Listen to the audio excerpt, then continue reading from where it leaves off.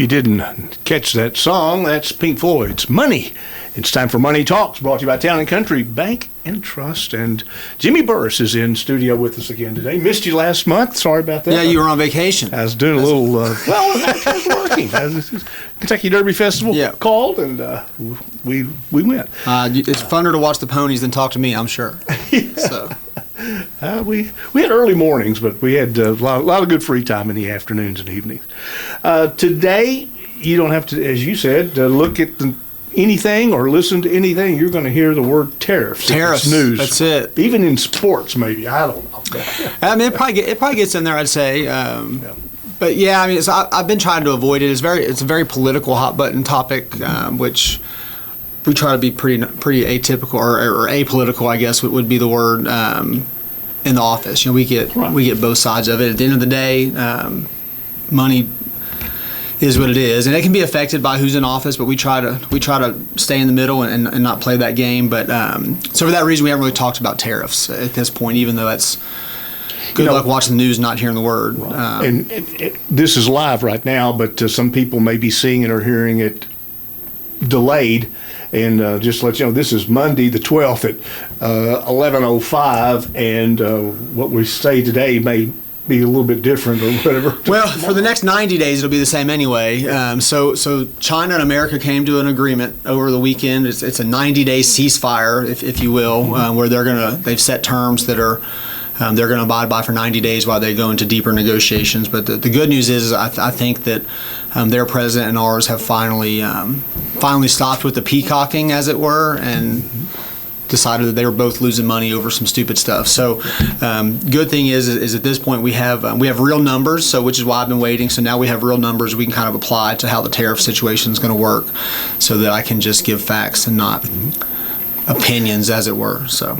A tariff is just another word for a tax on goods? It's a tax, and like I said, the White House right now would have you believe that it's not a tax on the people. It is. I mean, it ends up being that way. So how tariffs work are, you own a company, you order supplies that comes into you from China. China charges you a tariff to import those goods. Any sound businessman is not going to eat all that cost without passing it on to his end consumer, which has been a narrative that has been trying to push from the right side. Now on the flip side, the left would have you believe that all tariffs are bad and this is going to end terribly and all the things. And the answer is it's somewhere in the middle, right? From a math standpoint. We can find some positives, and hopefully we can kind of look at that today. Is kind of where I want to go. So I figured how the easiest way to start this is with a couple facts. So first off, America is one of the least tariffed countries in the world from a percentage standpoint. Now, they don't like it. Nobody wants to pay extra percentages and taxes, but as it is, we're one of the least tariffed countries in the world because we import so much. We're the number one importer of goods in the entire world by a large margin. We run a trade deficit of just under $1 trillion, so we lose about $900 billion. Well, we don't lose it. We're ordering $4 trillion in, and we're sending $3 trillion out, and that's what it was in 2024. That's a record. It's up $133 billion. From 2023, and that's all extra cost for us, right? So that's, I think that's the point that the White House has been trying to make, is that we're paying too much tariff on this stuff and we're ordering so much stuff from people. We should get a bigger discount. We're already getting a bigger discount than anybody else. We're just asking for a bigger one. Is really what it comes down to. The other big thing that I think people don't understand is that not all goods are tariffed. Right, so it's only a very small percentage. As a whole, I think we ended up paying a tariff on about 55% of the goods that we ship in, which still a lot. That means you're still paying a tariff on about $2 trillion worth of stuff. But the stuff that you see the most tariffs on are going to be like rubber, plastic, things like that. But number one is apparel, shoes and clothes that we ship in from China, which is why they get the biggest amount of publicity right now. China is only 13% of our total our total shipping, like our total importing is only about 13% China, but the way we talk about it, you think it was the whole world, it was everything, exactly. right? So, so I thought we would really dig into something that people can understand as far as tariffs go. So I thought we would kick around how tariffs affect your pair of shoes, right? It's something we all use. We don't all use Nike, but they're the number one importer. So we're going to use their numbers.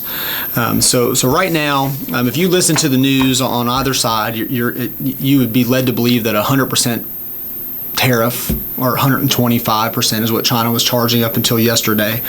125% tariff on $100 pair of Nikes, you would think that means they're going to make them $200, right? That is not how it works. Okay, so when you ship in your goods, they ship them in what they call an FEU, which is it's a 40-foot equivalent unit, which is basically a 40-foot shipping container. That shipping container holds about 5,000 pairs of shoes. Okay. So when Nike ships those out, or they order those from China, and they go ahead and ship, the tariff that they're charged is on their cost of goods. Okay, it costs them about $16 to make a pair of Jordans, right? So right now, and again, the agreement was just made is we're going to pay a 10% tariff to China. Is the number. So a 10% tariff on a $16 pair of shoes, we're going to pay about $1.60 a shoe. Yeah, but that shoe will retail for a pair of Jordans close to $200. Yeah. Yeah. So now Nike doesn't make $200. They wholesale it to, whoever, Dick's, some shoe retailer. Everybody gets a little bit of a piece. Your truck driver gets a piece, your Nike gets a piece, and then the end retailer will be like your Dick's Sporting Goods or Academy that'll sell it to you for the $200 that they probably paid Nike $150 for. But to that point, so let's say they double the tariff. Right now a tariff on a pair of Nikes is about $1.60. They double it, goes to $3.20. Yeah. And $1.60 is not going to stop anybody from buying that $200 pair of shoes. So that's, or it's $3.20. Right, it's $3. Yeah. Right, if you're paying $200 for a pair of shoes, you're not too torn up about that. The fact is, it's just a little bit more than America charges you on tax on your shoes, and we don't complain about that much at all anymore. Yeah. So, but the thing is, when you listen to the news, that the big number they hit you with is that this one shipping container, Nike had to pay a $75,000 tariff to get it into the country, which it sounds astronomical until you understand that they are paying $75,000 by $5,000. Yeah. It's about $3 a shoe. Yeah. So not too bad. Just point of record, Nike ships in about 20 million pairs of shoes a year, right? So they get about 4,000 of those shipping containers with 5,000 pairs of shoes in them. That doesn't even include the containers that have hoodies and shirts and shorts and leggings and toboggans, all the things. So they're paying that $75,000 every time they ship in one of those containers. Times 4,000, that adds up pretty good. But again, from an increment standpoint, it's not nearly as large as you think it is. So it's a big number, but it's not a big number. Is really what it comes down to. So unless you're buying the whole shipping container for. Well, but even then, if you're paying a 10% tax on a 5,000 unit box of shoes that you're going to end up making a 5,000% markup on, you don't care about 10%, 20%. So now it doesn't mean they're going to eat it, right?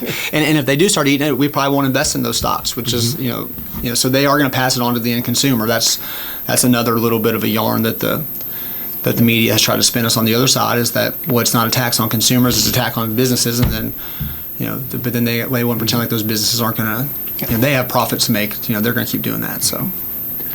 So we have more to deal with in China. We have lots of other trade partners, north and south of us. Yeah, north and south. So NAFTA is the big one. That's the North American Free Trade Agreement, and that's up in the air right now too. We just entered a new agreement with Britain, which looks favorable. They haven't released all the details yet, but it looks like there's going to be some agreements to increase trade volume there. Japan has given us a lot already because they're afraid of what's happening to China. Their ports are full and people can't get out because no one, they can't move it. You had was Apple moved 6 billion phones from China to India, and then from India to us, just because it was cheaper to pay 2 tariffs than pay the one to China. So China lost all that revenue. So some of these smaller economies are seeing that, and they're like, well, we can't risk that. So they're like it or not, we're kind of bullying our way into what we want. And we can sidebar about that politically, but from a pure dollars and cents standpoint, it's working. So right now, when Biden left office, we paid China 20% to import. They paid us 19.8% for us to get their goods, right? So they were winning that numbers battle, even though we were ordering about $440 billion worth of stuff from them and only sending them about $143 billion. So we were running at about a $60 billion trade deficit. So if we just look at the raw numbers, so the new agreement that they entered in yesterday, they are going to pay us a 30% tariff. So theirs went up 10%. We were going to pay them 10, so ours went down 10%. So we went from an even number, but on a different amount of ordering, to pretty much breaking even. From a pure dollars and cents standpoint. So just to put that raw numbers in 2024, if we had so if they shipped in, they sent us $440 billion, we paid them about $88 billion tariff for those goods. They ordered 144 and paid us about 28 billion. So we lost we ran a deficit of about $60 billion. Okay. But we had a whole lot more. We order a whole bunch more because they make so much of the smaller stuff. Now they still order a bunch from us, but they order from around their region a little more too. They have a lot more agriculture than we have, believe it or not, and they were able to do it. If you apply these new tariffs to last year's numbers, we would have paid them $44 billion, and they would have paid us $43. Even though we shipped out a third of what they shipped out, right? So that levels the playing field with China. If this deal were to stand, most people thought we were going to get to about 50%, about 50% on both sides, and we'd still run the same deficit, but we would collect more. It's looking like if this stands, then our deal with China it's an absolute win. Like you can't even debate it. Now how we got about it, you can debate all day. But from a pure dollar standpoint, if we're getting $400 billion of goods, they're getting $140 billion of goods, and we're paying the same price, we won. So we'll see how it shakes out. But fact is, China, like I said earlier, it's only about 13.9% of our total trade, right? So we do about $4 trillion in trade, and only half a trillion of it is with China. So there's a lot of other trade partners out there that aren't as strong economically as China is, that they're going to see, well, if China's only charging them 10, what can we do? So our second largest import from a tariff standpoint is oil and petroleum. And the UAE has already agreed to invest a whole bunch of money here to cover some of our oil infrastructure and things like that. So if the UAE is paying, that's the United Arab Immigrants, for people that don't know. If they're going to play ball like that, and they don't have to, everyone else is going to fall in line. So it's looking pretty good as far as that goes. Now we wait and see how that changes the price of a gallon of gas. Yes, before we came on, what I was talking to you about. So it amazes me that it has such an immediate effect. But a lot of the effect that I guess we see or hear or read about is changes in things like stock market or gas prices that can change quickly because they're being traded as we speak. They can. So the stock market it's interesting. So when and I'm in the stock market. This is what I do all day, every day. You still only can believe about half of what you see, right? Because at the end of the day, did Nike gain or lose any value because this was made? Probably not, because again, it's incremental. But their stock probably shot, and I haven't looked, but I bet you their stock jumped 2-3% today. Yeah. Did Nike become worth $100 billion more than they were worth at 8:30 this morning? No. But we trade on, it's an auction. The market's an auction. That's why that number is changing every second of the day. So if I got 100 shares of Nike and I'm willing to sell them at 150 and you're only willing to pay 140, well then I got to keep those. So it's your trade trade cost is going to change based on how people are feeling. And this morning people are really excited. So the stock market was up around 43,000 when I started walking down here, which is about where it was at when Biden left office. So we've done we've rode a hell of a roller coaster for the last 4 months to really get back to about where we were at anyway. Just with a little less hair. But that's the life of the market. And when you have a president in office that's not afraid of pushing people's buttons, you're going to have some volatility, which we would rather avoid. I would rather just a smooth slide up the hill, but that's just not the reality of how things are. And right now they're probably going to be a little more volatile because of who's in office.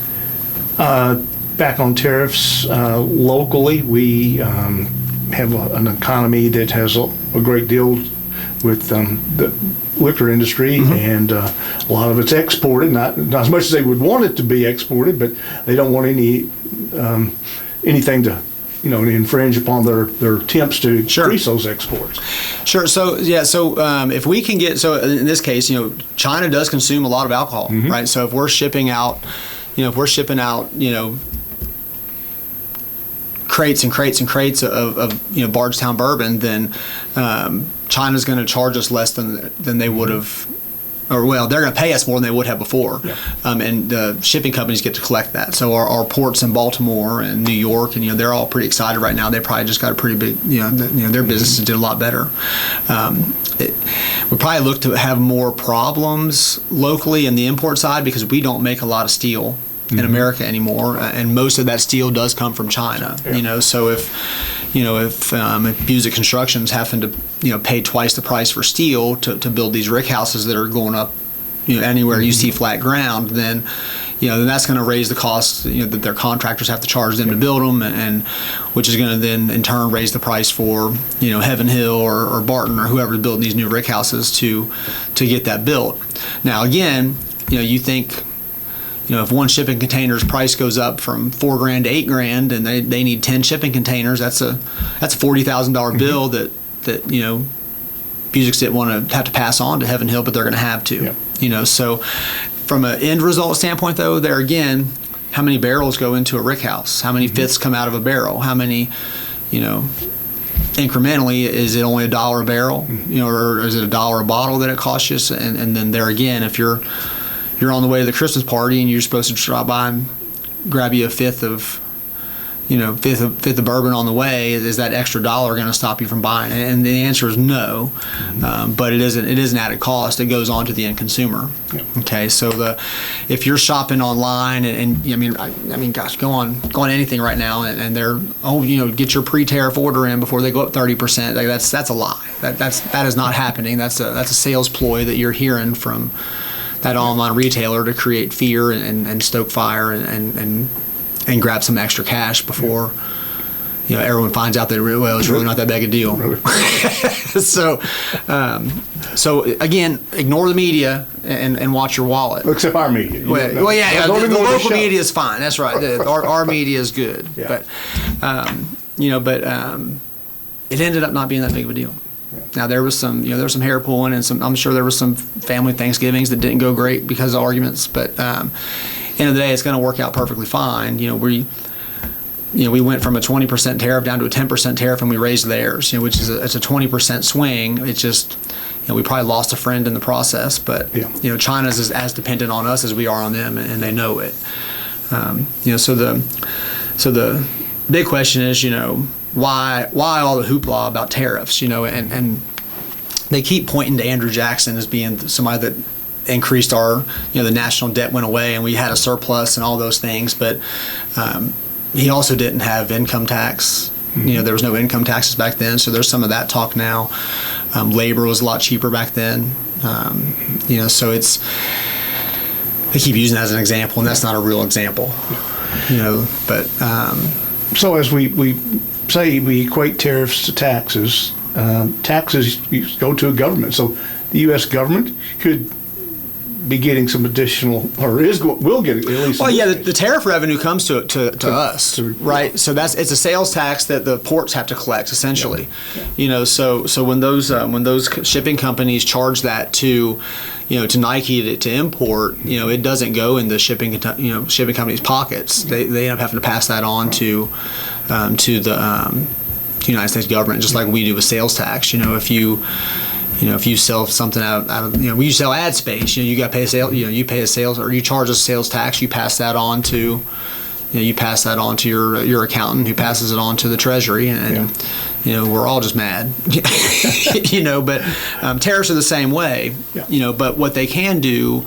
So that revenue will come into America, which creates extra income for them, and the White House would argue that means that we can cut some on the tax side. So the last number floated around is, and it's never ever going to happen. I'd be excited if it did, but they're wanting to do away with the income tax altogether on people that make less than $200,000, right? Which is about 70% of the population, but it's less than 10% of the tax pool from a dollars and cents standpoint.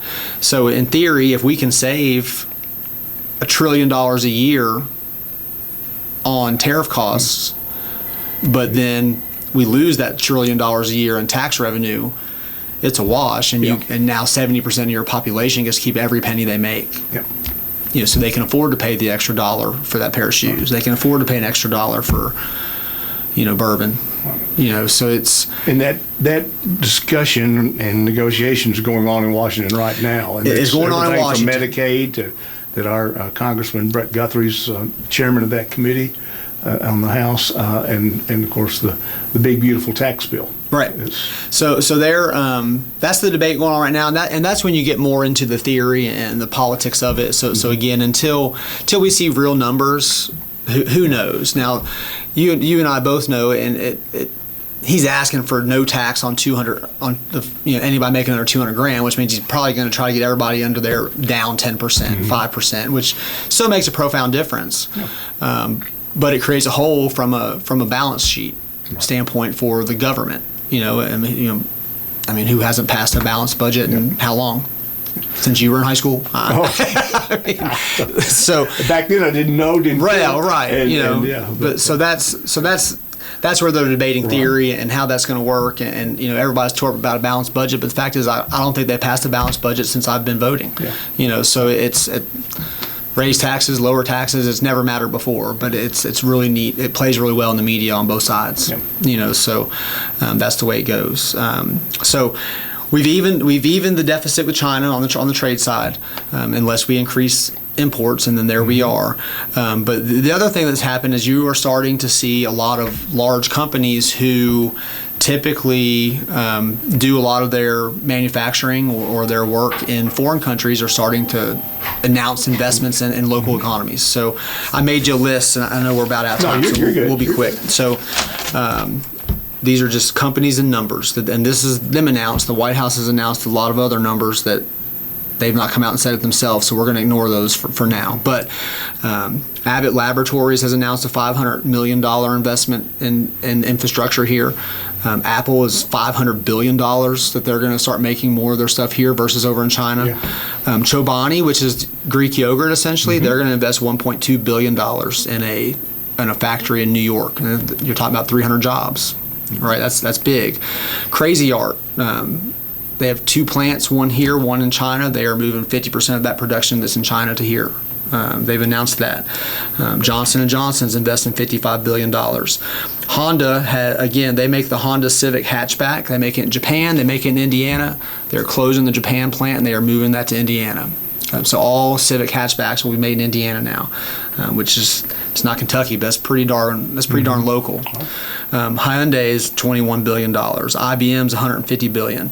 Merck is $1 billion. NVIDIA, for the first time ever, and they're a hot button name right now, right? They're one of the 7 largest companies in the world, and they've fueled the stock market for 2 years. Has never made one of their chips in America. They are going to put $500 billion in infrastructure in America and start making their chips and supercomputers here. That was 500 with a B. With a B. And Apple was with a B. Yeah. Roche, which is a Swiss pharmaceutical company, they're going to bring $50 billion of production in country. And then TSMC, which is a manufacturing company out of Taiwan, they do a lot of stuff we order from China, $165 billion. So that's just those numbers there. That's $1.5 trillion in economic growth in America because they're trying to avoid tariffs. Yeah. So how many jobs is that, right? So you're talking about hundreds upon hundreds of jobs that we get to tax at 25-30% instead of that 10% tariff. Mm-hmm. You got manufacturing here, so there's less shipping costs. You got, so that's the goal all along, right? Just to bring more of this stuff in house and make America be able to create its own stuff, essentially. You've simplified for me and our listeners a lot of things today, and then pull them all together too. Tariffs are confusing. I do this for a living, and I've never had to worry about how tariffs work. Obviously every election you hear about it. Heck, Joe Biden increased tariffs on China from what Trump had put them at in 2020, but nobody cared because it's the cost of doing business. I think it went from 15 to 19.8 under Biden, and that's just is what it is. No one ever cared, but now all of a sudden it's the most important thing that's ever happened to our economy. So I've had to do a lot of reading and figuring it out. But there's a lot of resources out there. People should read more than they listen, I think is really what it comes down to. And I fell into the same trap. When the election was happening, I wear, shoes that are made out of country too. And I'm like, well, crap, I already don't want to pay $150. I'm going to pay $180 for them. But that is not how it works. So a lot of numbers are still coming out, and we'll see how it happens. And nothing is going to be as smooth sailing as we like, but it looks like it as of yesterday afternoon, it looks like we're winning the trade war with China, as it were. So, in the economies, the U.S. number one, China number two, mm-hmm. I guess, and it depends on the day, but yeah. And then I've heard that if you pulled out, of course, it would have impacted obviously the U.S., but that California alone is like the number 4 economy, which I may not be today. It's pretty high. So you got to think about the average income there is huge, and then what's California really known for is wine and expensive clothing, mm-hmm. right? And cars. So from they spend a lot, and a lot of it is imported. Yeah. So and it seems silly to say it this way, but they're the closest to China. So China does a lot of their importing into those ports in San Diego and San Francisco, some of those places. So you get a lot of that import over there, but also I think the average income over there is in the mid 6 figures, whereas here it's like $60,000. So you can afford to buy a $150,000 car to them is like me buying a new Honda. It's not that big of a deal. So you do get a lot more import stuff over there. So there's a lot of money moving. Jimmy Burris, Town & Country Bank, Money Talks. How do they get a hold of you? They can stop in. I'm the first office on the left when you come in that back door, or they can give me a call, 337-6298. I'm there all the time, unless I'm at some sort of graduation thing, which is what we're doing this week. So. Okay.